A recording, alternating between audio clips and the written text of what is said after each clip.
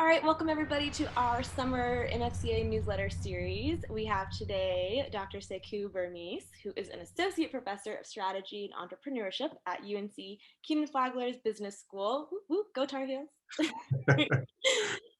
He received his PhD and master's from Northwestern's Kellogg School of Management. We are so happy to have you here with us today. Thanks for joining us. Happy to be here, of course. Pretend applause from the crowd.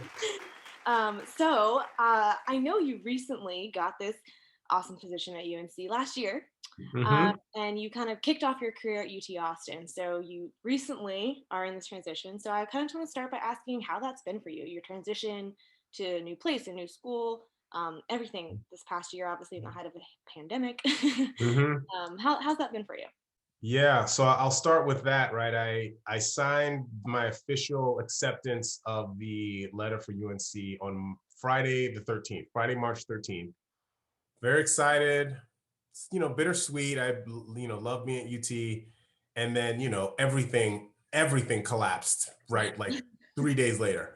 And so we made a very tactical decision to try and keep things as minimally disruptive for myself and my wife and my kids as possible. So we stayed in Austin, and I just taught virtually from Austin. So traveled to North Carolina as necessary, but so it's been really weird. It's been really weird. So online, I'm at UNC. I'm talking to UNC students, talking to my colleagues, meetings. But then I go outside. I'm in Texas, right? I can see the tower, the tower all the time. So it has been a bit of like a weird in two places at the same time. I've been told it like purgatory to a certain extent. But that said, I have really enjoyed kind of being virtual and getting to meet students and meet colleagues at North Carolina. I've been on campus a few times. So every time we go to North Carolina, I'll go on campus and like see it. And it's kind of got everything that I envisioned. And I just can't wait to be there with actual people there because I've always been there and it's empty. Yeah. So it's very weird. I think it's kind of a TBD. People keep asking, how is it? And I was like, it's good, but I don't know. So love my colleagues, love opportunity to like kind of catch up with folks. And I've been learning a lot about North Carolina and, so anytime you're in a public university, right, like you kind of have to learn the role that the university has in the state. And so in Texas, that's one thing. And I'm figuring out in North Carolina how that is a very different thing. And so understanding kind of the history and the dynamics, and needless to say, it's been an interesting time in North Carolina the last year. So that's been a lot of time kind of spent kind of learning about that stuff. But it's been good. I've enjoyed it.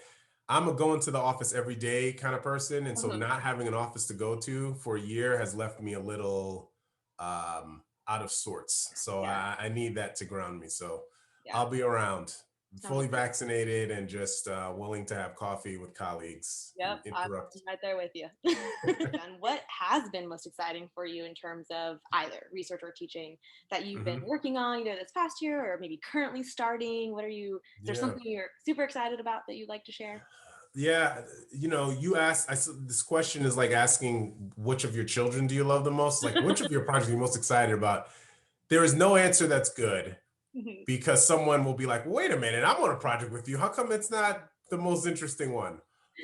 But I'll be honest, because that's the only way I can be. New projects are always the most exciting, right? The project that you've been working on for 3-4 years that has been rejected at one place, like you want the paper published, but now it's kind of like an anger at why it's not published yet.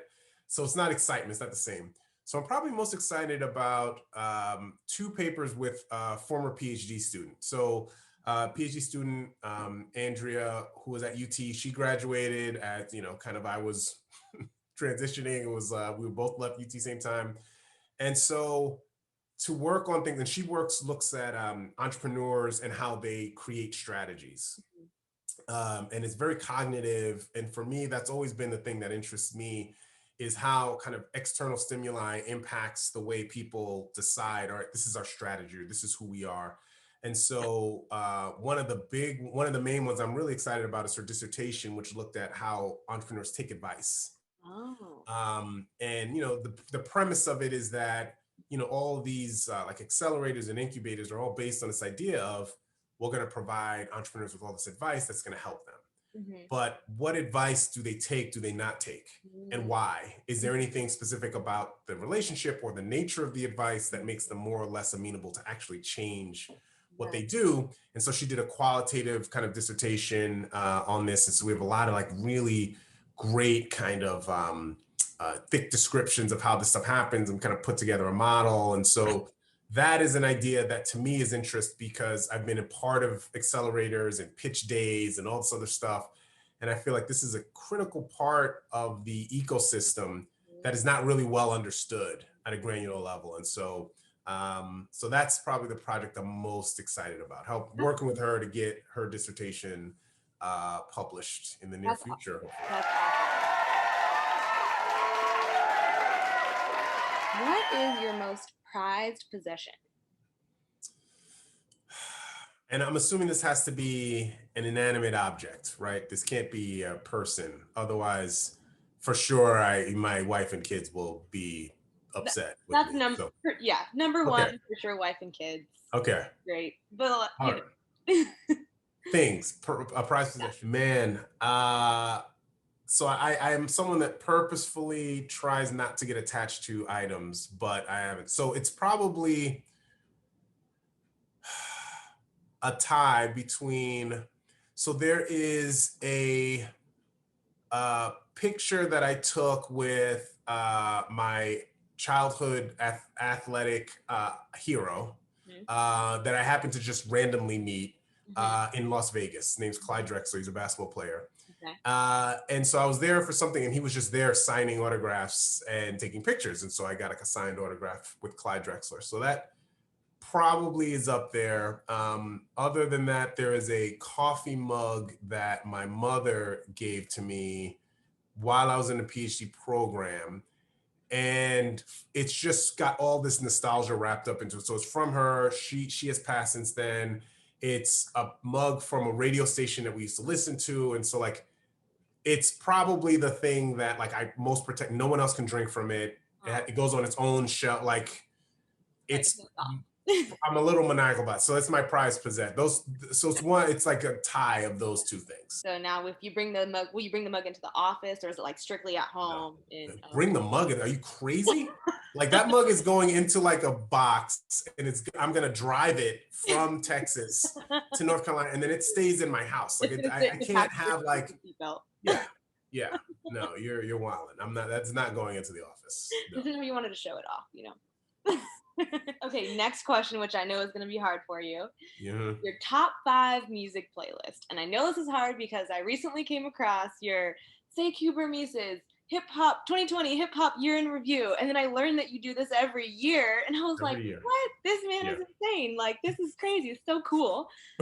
I know you listen to a lot of music because you have those reviews. So you can narrow it down. All right. So my top 5 playlists. All right. First is I'll do the work. So there's a electronica playlist that pretty much got me through my dissertation, and the artist's name, oh man, it'll come to me in a second. I've just completely lost it. Oh, Notch. Okay. Notch, DJ Notch, I think that's his name. Okay. He did this like 8-hour electronica mix where he literally is there on camera mixing for like 8 straight hours, and it's for studying. And that's when I need to sit down and write it. So that's one. Okay. The second one is there is a 90s R&B playlist that I created on Spotify. That one is just all bangers and is like my adolescence. So I can search for this on Spotify right now? Is it? It's public. You can. It is there. That's there. All right. So that's 2. Now, I do these playlists every year. Where I for my year in review, I do one every year. So I thought about what were my favorite recent years of music, and so 2020 actually was a really good. So I have a best of 2020 hip hop playlist that I go to quite often.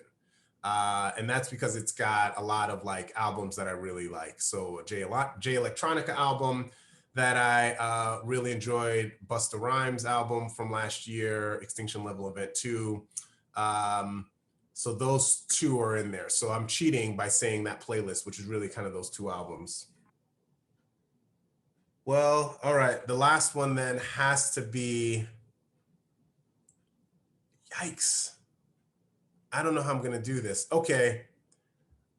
I'll just do a song that's representative. And it's Brooklyn's Finest. Okay.